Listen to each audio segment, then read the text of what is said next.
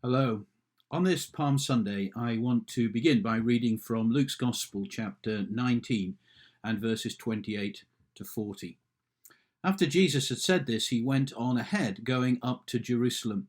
As he approached Bethphage and Bethany at the hill called the Mount of Olives, he sent two of his disciples, saying to them, "Go to the village ahead of you, and as you enter it, you'll find a colt tied there, which no one has ever ridden. Untie it and bring it here. If anyone asks you, 'Why are you untying it?' say, 'The Lord needs it.'"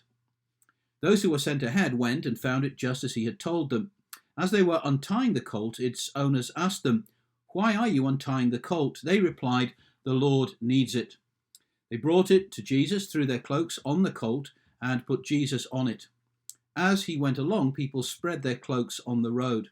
When he came near the place where the road goes down the Mount of Olives, the whole crowd of disciples began joyfully to praise God in loud voices for all the miracles they had seen.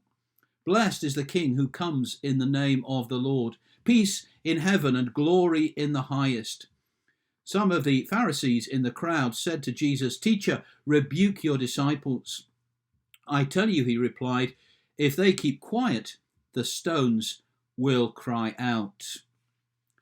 May the Lord add his blessing to the reading of his own word.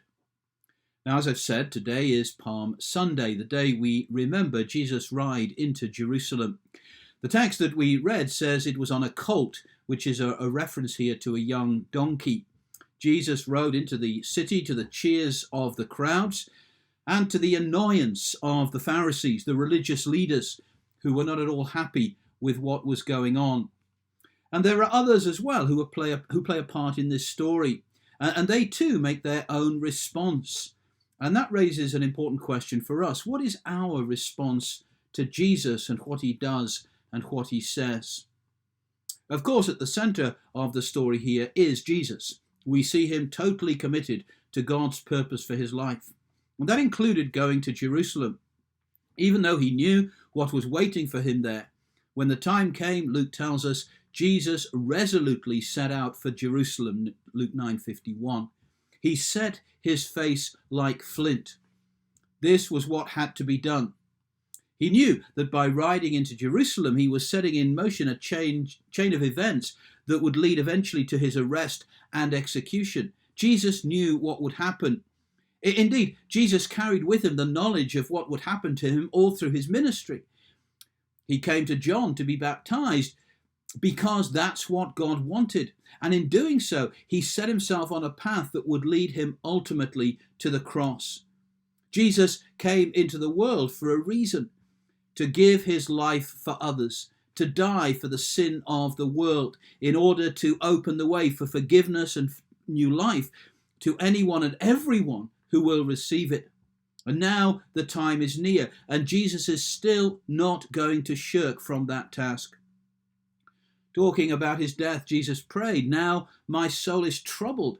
And what shall I say? Father, save me from this hour? No, it was for this very reason I came to this hour. Father, glorify your name." That's John 12:27 and 28. Jesus knew what lay ahead, and it did trouble him. We just need to see him in the Garden of Gethsemane just before he was arrested to get an idea of what this meant to Jesus, of what he was going through as he anticipated his death on the cross. But despite all of that, Jesus was obedient to his calling. He saw it through to the bitter end. And of course, that gives us a clear example to follow: commitment to God's will for us, no matter what the cost of that might be. But as I say, there were others involved in this, and we can learn from the way they responded to Jesus. Before Jesus rode into Jerusalem, he sent two disciples on ahead to collect the donkey. He simply told them to untie it and to bring it to him. If anyone asked what they were doing, they were to say, "The Lord needs it." Now, I suppose the disciples would have assumed that Jesus had made arrangements with the donkey's owners, and he probably had. But they didn't know that for sure. In fact, nothing very much was explained to them. And it can sometimes be like that for us in our Christian lives. We may know what we're being asked to do, but we're not always sure why. And we'd like a little more explanation of why we should go in a particular direction, particularly if it's one that we don't really want to go in, or why some things happen and others don't, why some prayers are answered and others don't seem to be, why we face hardship and difficulty. In the end, we trust that God's ways are best. And I'm sure these disciples had questions, but they too were willing to follow Jesus' instructions. When they found the donkey, there were people around. And I think in that situation, would have felt quite awkward. Just untying someone else's donkey and taking it away, it's like getting into someone else's car and driving off with that. It's fine if you know whose car it is and you know that you have that person's permission. But these disciples knew neither of those things. All they had was Jesus' word. And yet that was enough for them. And however awkward or uncomfortable they felt, they did what he said. Now, don't get me wrong, I'm not suggesting that we should break the law. That's not what is happening here.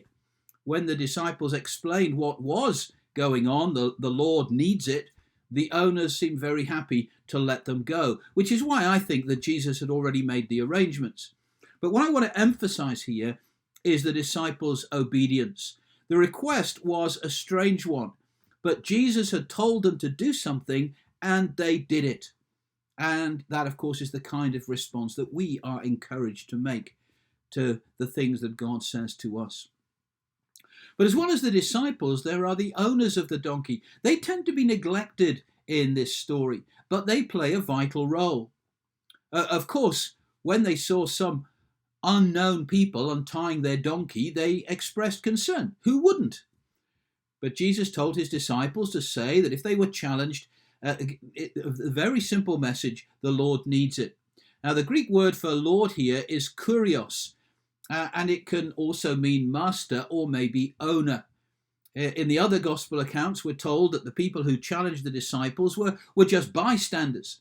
And in that case, to say its owner needs it might very well have been enough for them. But here in Luke's gospel, the people who ask are the animal's owners.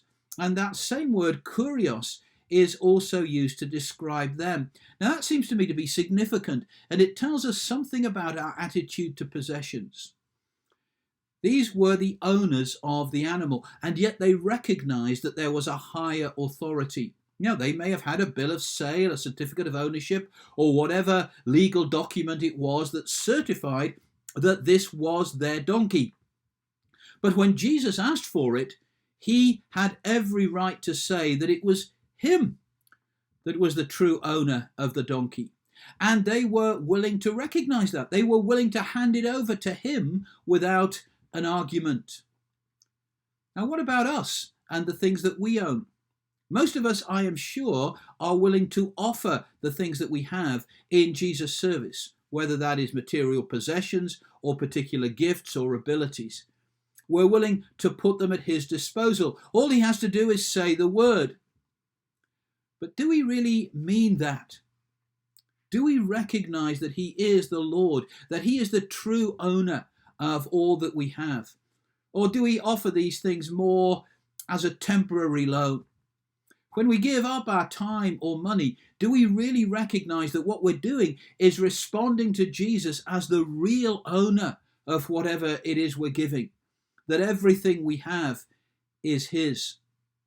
The crunch comes, of course, when we're asked to do something that we don't want to do, or when we feel we're being put out. Are we still willing to give our time, our money, or whatever it is when we don't really want to? And are we willing to give it with good grace? If what we have really belongs to Jesus, then it's not up to us when and how we use it. He is the Lord. He is the true owner. And in the end, it is up to him. All we need to know is the Lord needs it, and we give him whatever he asks for. And of course, that is also true of our lives, not just what we own. Many might say, well, it's my life. I can do with my life whatever I choose to do.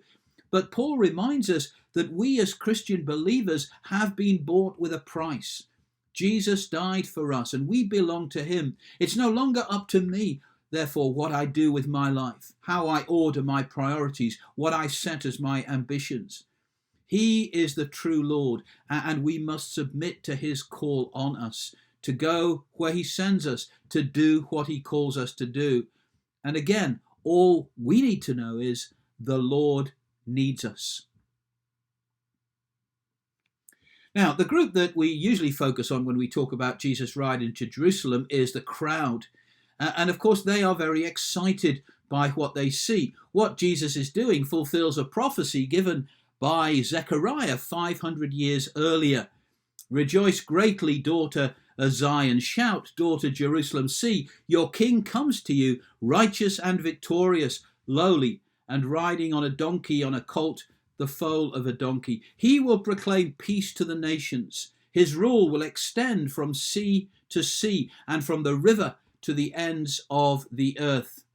Now in Zechariah, this is the promise given to people who are unsure about their future. God would set up his kingdom. He would give his people a king and establish his rule over all of the other powerful kingdoms of the world. Through years of hardship and oppression, the people of Israel were longing for the coming of that king, the Messiah. They wanted to be free from the nations that oppressed them. At the time of Jesus, it was the Romans, though there had been many before that. And they hoped that Jesus might be that one. They had heard his teaching, they had seen his miracles, and now here he was, fulfilling this messianic prophecy. They were excited, they were full of expectation, and so they lined his route to Jerusalem, cheering, laying down their coats on the road in front of him, and Luke doesn't mention it, but we see it in the other Gospels, waving palm branches. Another cheering crowd had done something very similar nearly 200 years earlier, when another leader had won a great victory. On that occasion, it was Judas Maccabeus who had defeated the Greeks, who were in control of Israel at that time. He cleansed and rededicated the temple and began to put Israel back on the political map. Now here is Jesus doing what seems to be the same, riding into Jerusalem. He even went on to cleanse the temple. The hopes of the people were running very high. But as we have often said, they were hoping for the wrong thing. Jesus was the Messiah. He did come to announce God's kingdom, but it was not to be a political kingdom. It was and is a spiritual kingdom, a kingdom that is not of this world, and a kingdom not limited by race or nationality, background, upbringing. This is a universal kingdom, open to all who will receive Christ as king in their lives. And so the people were disappointed and frustrated.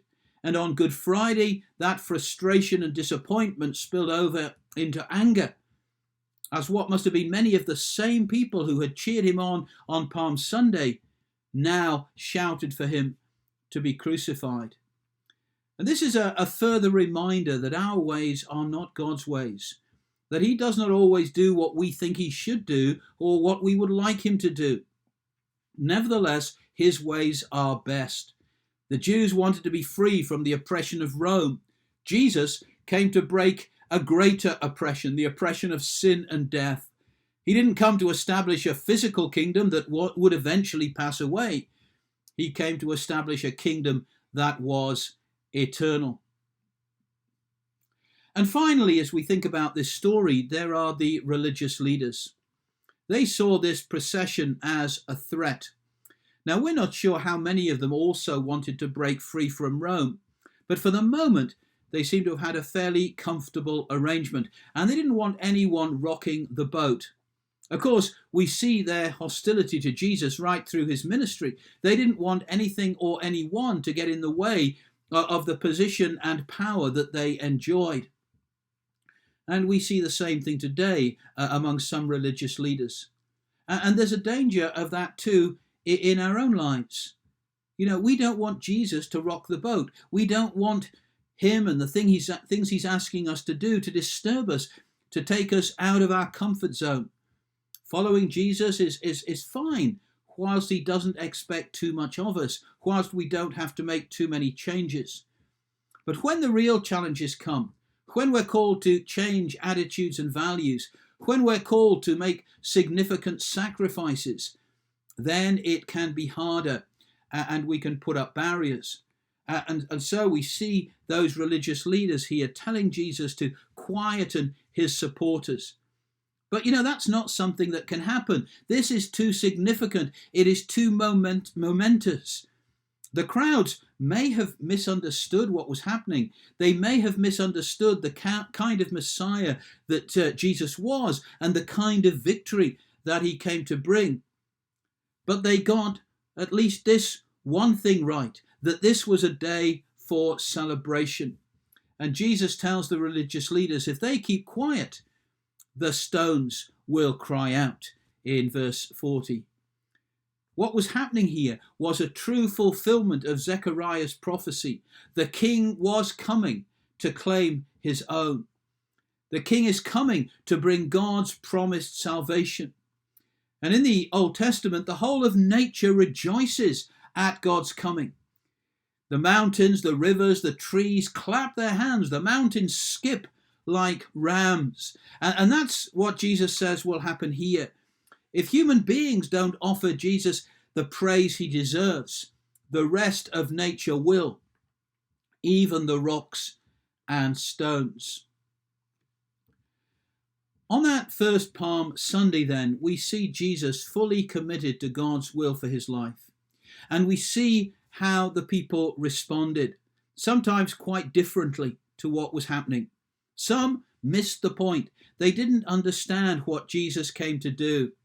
Some didn't want to let him disrupt their lives. Others, though, recognized the importance of what was happening and were willing to play their part in the fulfillment of God's purposes. This Palm Sunday lets us look at how we respond to Jesus and what God has done through him. Let's seek to follow his example of obedient commitment, whatever the cost.